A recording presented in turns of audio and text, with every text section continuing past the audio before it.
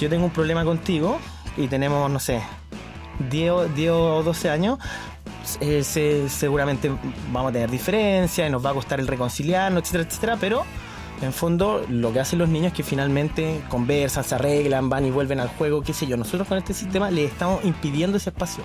No hay una diferenciación entre las situaciones graves que merecen ese resguardo, por ejemplo una vulneración de derechos, un tema de un abuso sexual, y yo ocupo el mismo instrumento y la misma lógica instrumental para todas las cosas. Lo que está pasando hoy día es como si el VAR, el video de asistencia al referee del fútbol, lo usáramos en todas las jugadas del partido. Entonces, ¿qué es lo que pasaría? Y si el árbitro va al VAR en cada una de las jugadas porque hay que hacer justicia, porque queremos que todo sea exactamente perfecto y justo, el fútbol se desvirtuaría y dejaría de ser fútbol. Bueno, hoy día los colegios, su función fundamental, que es enseñar a convivir, por lo menos desde la mirada formativa, la tienen absolutamente desvirtuada porque tenemos que usar el VAR en todo el partido.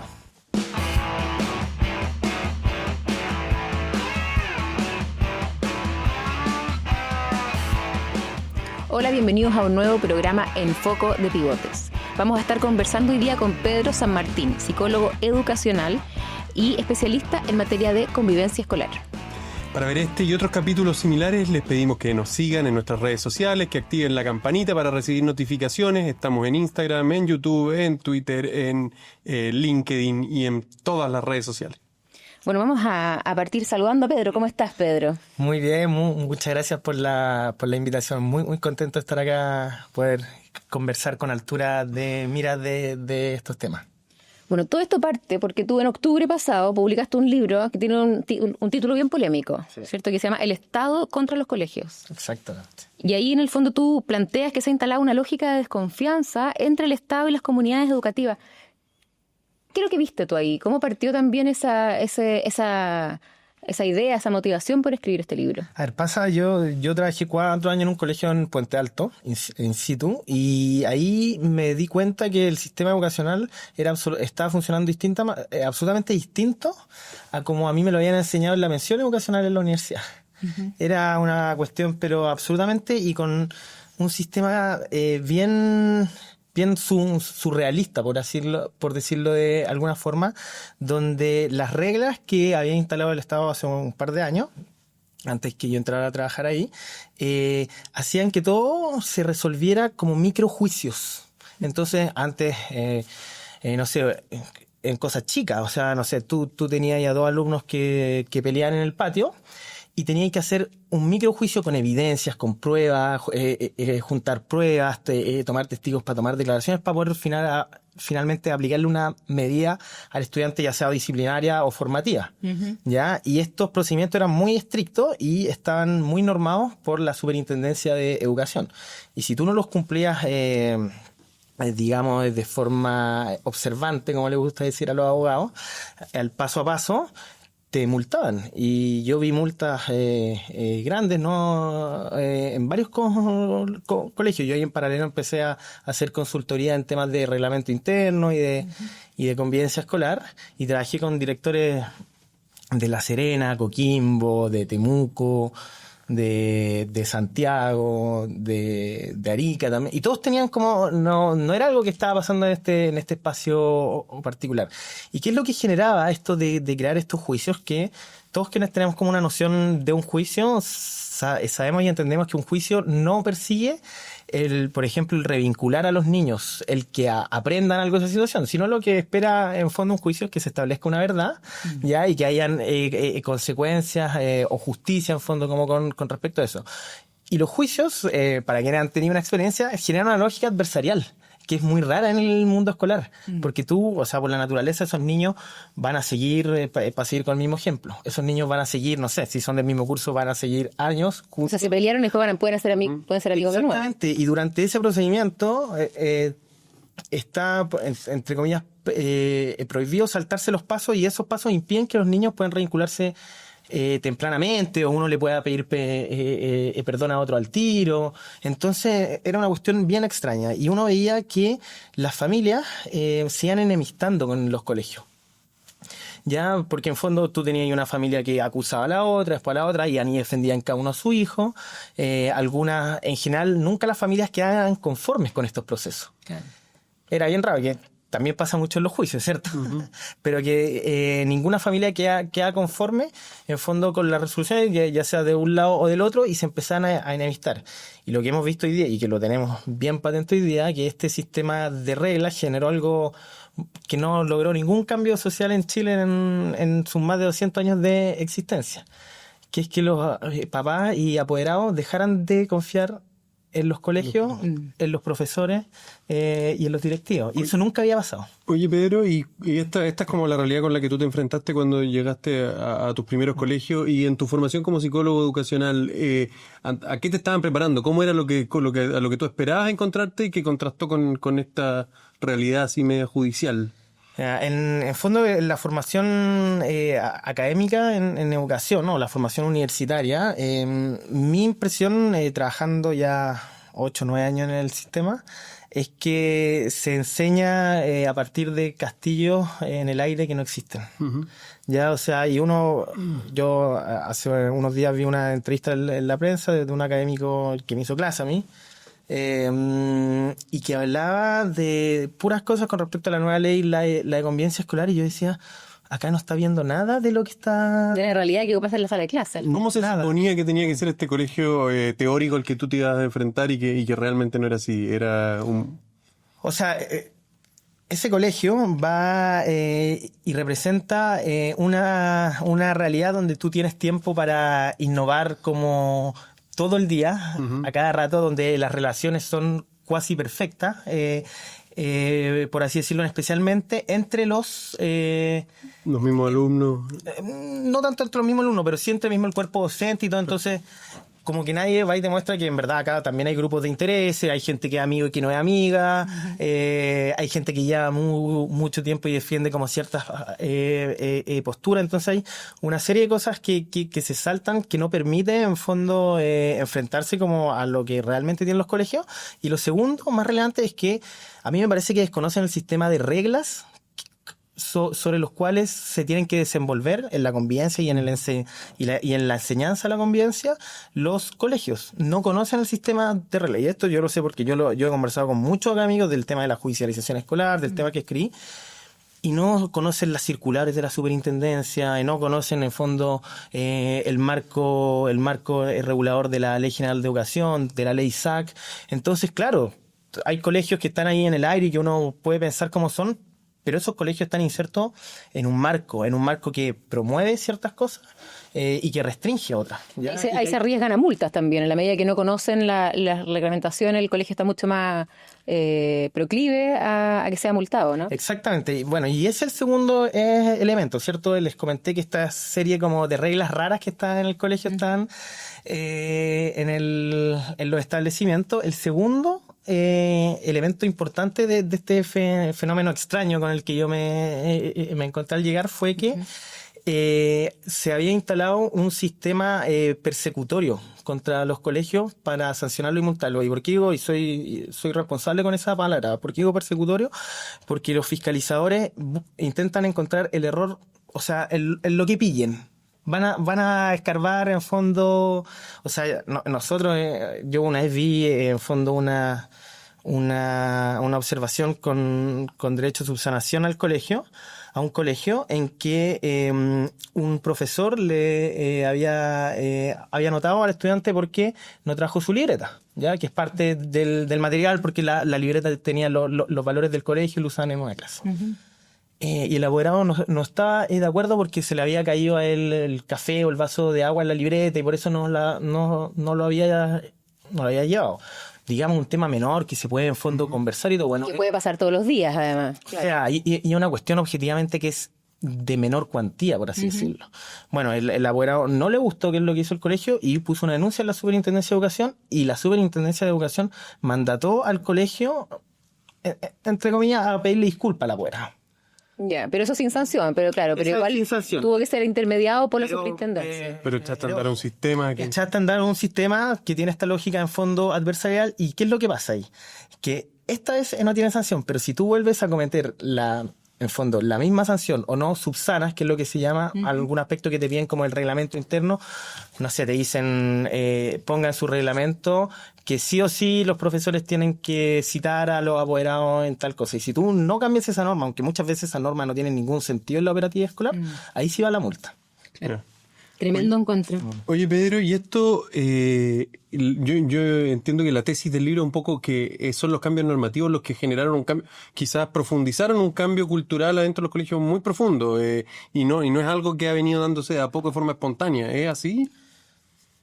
O sea, este iría en los últimos 20 años principalmente. A ver, ¿qué es lo que pasa? Yo parto desde muy atrás en el libro, como viendo algunas cosas del sistema en general, pero el punto más importante es que en el año 2002 sale la Política Nacional de Convivencia Escolar, la primera, ¿ya? Y esa política era bien interesante porque actualizaba cómo íbamos a entender la autoridad escolar, ya, porque había gente del mundo académico y el mundo político que plantea esta tesis de que los colegios eran autoritarios, que los colegios eran en fondo muy castigadores. Una tesis válida, o sea, yo creo que todos tenemos un poco un recuerdo en los colegios que algo de eso era cierto.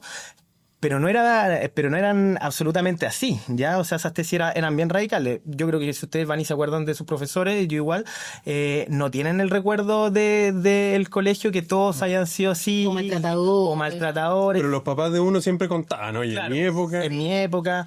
Claro, entonces esa tesis como que se venía arrastrando, por así decirlo. Entonces esta política intentó matizar un poco como ese discurso, con un discurso mirándose al siglo XXI, y decía, la autoridad escolar es una autoridad por naturaleza simétrica, pero es legítima y necesaria para resguardar el bien común, basado en que las personas que están en el colegio van desarrollando cierta experiencia, cierto conocimiento pedagógico, y lo que se requiere ahí como para y equilibrar esto es que los procesos que desarrollen sean más participativos, ¿ya? De construcción de las normas y todo eso. Entonces eso a uno le suena bien sensato. Entonces a eso está mirando el país. Eso fue una discusión larga, no fue que alguien la escribió en el fondo de un día para otro. ¿Y qué pasó? ¿Se equivocaron? No, pasó que toda esa discusión se echó a la basura el año 2006. Ustedes van y se acuerdan qué pasó el 2006, la revolución pingüina. Ah, ya. Michelle Bachelet, de una forma muy, muy extraña, yo voy y reviso ahí el discurso que hizo en junio del 2006 para responder a las demandas pingüinas, ¿ya? Y entre las demandas pingüinas hay una muy, muy, muy particular y como fuera de contexto, por así decirlo. Lo que apuntaban particularmente los pingüinos en ese tiempo era a la modificación de, por así decirlo, quienes administraban el capital de la educación, el capital económico. Ya de hecho hablan de los empresarios de la educación, ¿ya? Pero nadie iba y pedía una intervención en la autoridad escolar en la vida cotidiana, o sea, en estas cosas chicas que yo le decía. Eso no está en ninguna parte. Revisen cualquier discurso de los pingüinos, en la nota de prensa, eso no está en ninguna parte. Y una de las cosas que Michelle Bachelet va y dice en su discurso, para responder a los pingüinos, dice, vamos a hacer tal cosa, pero vamos ahora a hacer que la educación sea un derecho que se pueda garantizar a través de los tribunales de justicia, por medio de un recurso de protección, y vamos a crear la superintendencia de educación, quien va en fondo a vigilar a los colegios que estén en cumplimiento de la normativa de educación. Y ahí parte entonces todo este camino que hoy día hemos llamado judicialización. Exactamente, pero esto no fue solo en fondo Michelle Bachelet que cometió en fondo un error. Esto los académicos de la época, si uno ve los académicos de la Universidad Católica, de la Universidad de Chile, validaron esta mirada también. Validaron esta mirada y volvieron con esta idea, con esta tesis anterior, como si nada de la discusión anterior con respecto a la Política Nacional de Convivencia Escolar hubiese existido. Claro. Entonces dijeron, no, sí, las escuelas son castigadoras, son aquí, son allá, por lo tanto es importante que se introduzcan conceptos jurídicos dentro de la escuela, como el debido proceso, el concepto de tipificación de las medidas, que en el fondo es un código de conducta que si no lo cumples tiene una sanción.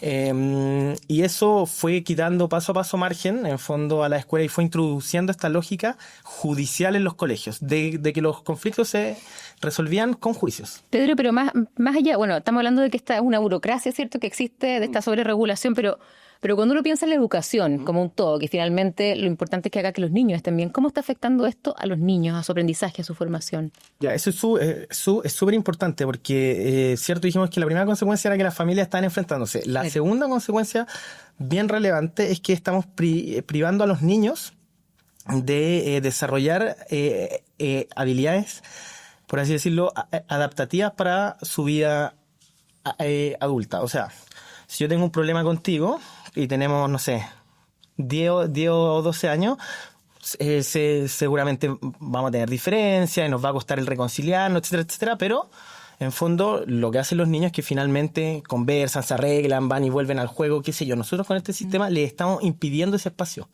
Y que es una parte fundamental del desarrollo de un niño. Absolutamente. Cómo manejar el conflicto. Exactamente, el cómo resolver conflictos de forma directa. Yo, siendo ya un adulto, si tengo un problema con un compañero, no puedo esperar en fondo a que venga alguien y yo tengo que hablar con esa persona para poder solucionar el conflicto. Bueno, de todas esas cosas que nosotros aprendimos en el colegio, se la estamos privando hoy día a los niños y estamos haciendo que otro resuelva el problema por ellos. Pero porque entraron los adultos a mediar acá también. Exactamente, pero entraron en todas las situaciones, ese es el problema. Si nadie dice que en las situaciones graves no entra un adulto, en las cosas... Cada vez más adultos, porque ya no es solo los apoderados con el director, me imagino ahora es un abogado, es la superintendencia, el encargado de convivencia, que es como un mini fiscal en el colegio, hay testigos que pueden ser adultos. Entonces, claro, efectivamente los niños ya no están pudiendo solucionar sus problemas, ni siquiera en las situaciones de menor cuantía, ¿ya? Entonces, y ojo que las consecuencias ya las estamos viendo, porque este sistema viene arrastrándose hace un rato, más fuertemente desde el año 2015 en adelante, ya como consolidado desde el 2018, y tú ya hay niños que en esa época estaban, no sé, en octavo, en primero, en segundo medio, y que ya están en el mundo laboral. ¿Y dónde está el segmento que más denuncia genera por ley Karim? Claro, los que están recién ingresando a la fuerza laboral. Efectivamente, porque no son capaces tienen una diferencia, no son capaces de conversar con un compañero o un jefe les dice algo que no les gusta, no son capaces de, en fondo, decirle, oiga, esto no, sabe que no me parece, o lo podríamos ver de otra forma. Al tiro, la solución es la denuncia. Y eso hace harto sentido con, en fondo, este grupo de Estamos perdiendo la capacidad de lidiar con situaciones estresantes. Tal cual. Oye, Pedro, porque lo que pareciera es que como que esta institucionalidad ha ido generando papás que son un poquitito como consumidores que van al CERNAC. ¿Tú crees que eso es provocado por estos cambios institucionales o quizá una cosa cultural que hizo que fuera atractivo darles estas vías de reclamar como quien reclama cuando un producto le sale malo? O sea, creo que son ambas cosas, pero es incluso un poquito más radical, porque por lo menos cuando uno va al CERNAC, uno tiene que presentar algunas pruebas para ver si su denuncia es admisible o no admisible.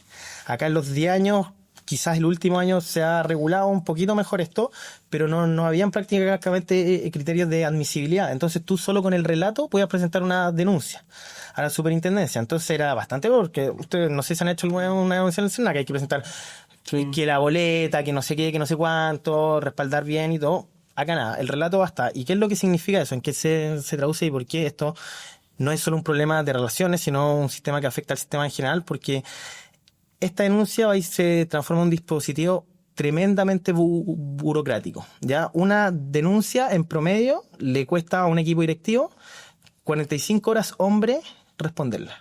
Y puede ser cualquier denuncia, como dos amigos que se pelearon en el patio. O sea, es que yo he visto de las denuncias más imagínate algo ridículo y yo puedo decirte algo más ridículo todavía.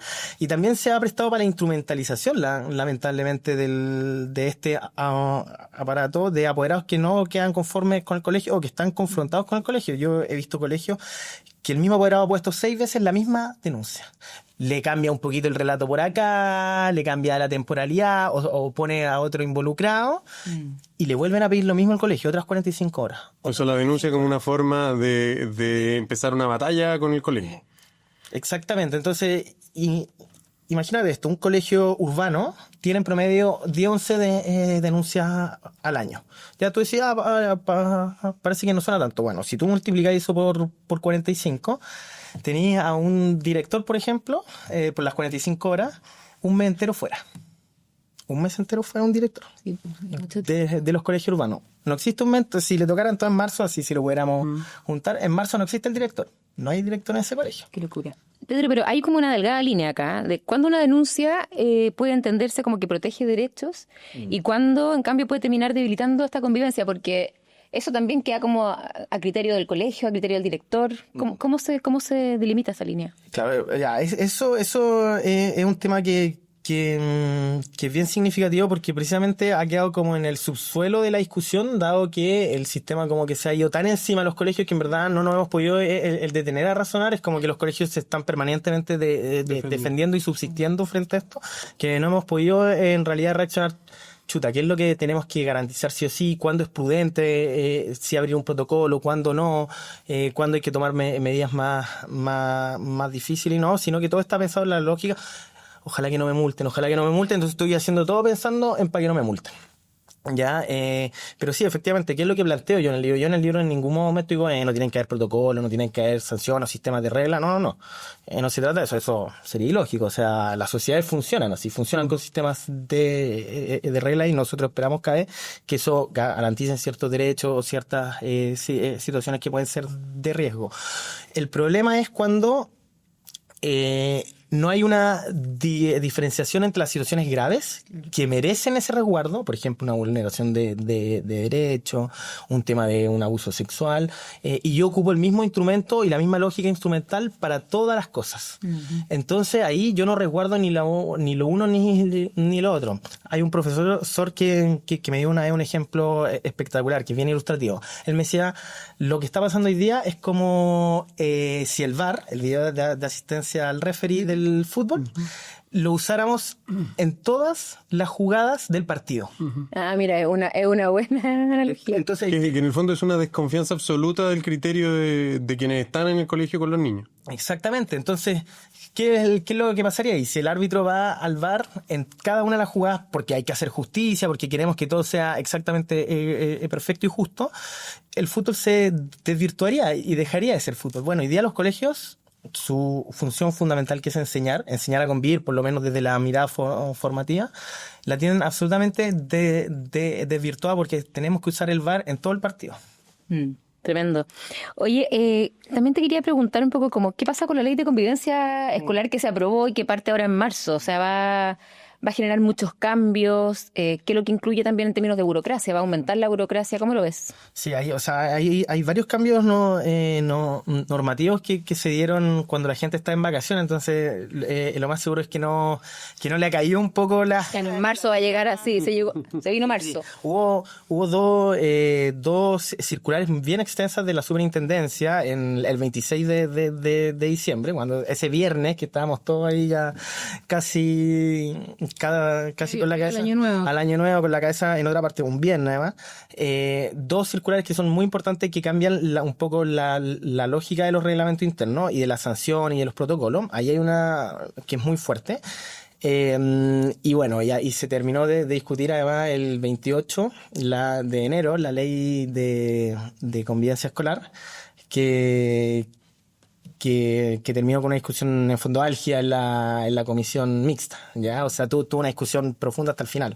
Y bueno, y se pudo, por así decirlo, limpiar hartas cosas que eran de riesgo en la ley, ¿ya? Pero lo que nadie quiso limpiar fue precisamente los elementos que generan carga a los colegios y más burocracia a los colegios.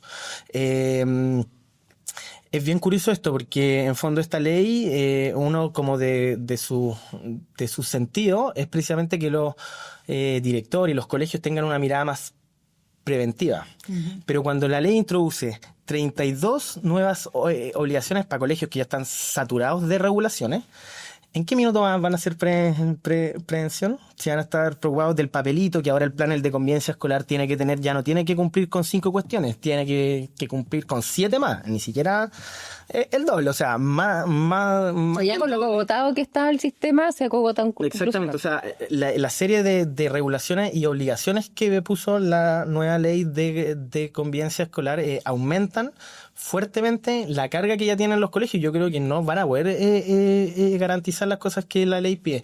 Y lo otro, ahí que en fondo es súper complicado, pero que no se puede resolver nunca, en ningún minuto en la Cámara, en la Comisión de Educación del Senado, fue que cómo resguardábamos a los docentes. Hemos visto que en muchas situaciones, ¿cierto?, donde los docentes han sufrido agresiones graves, y lo que se esperaba es que esta ley pudiera dar ese resguardo, y si bien que un resguardo simbólico, que ya es un avance, no hay un resguardo material a los docentes, y eso va a generar mucha frustración. Oye, Pedro, se nos va acabando el tiempo, pero a mí me gustaría hacerte una última pregunta, a ver si podemos responderla brevemente para pasar a nuestra sección final. Pero el impacto a los niños, yo creo que lo explicaste muy bien, se hace evidente. Estamos además con profesores aterrados que pierden en el fondo cualquier gana de hacer cosas creativas, de innovar, de equipos directivos amarrados de mano. A ver, por una parte, sí. O sea, por una parte, y sobre todo uno ve en los datos que hay un grupo importante de docentes que está ingresando al sistema y que se está yendo antes de los 5 años. ¿Ya? Y la razón, en fondo, en los estudios que han hecho, es que el sistema es muy burocrático, el sistema no les da espacio, están acogotados, en fondo, con las tareas administrativas, con la poca capacidad de poder proyectarse en algo que es tan estresante.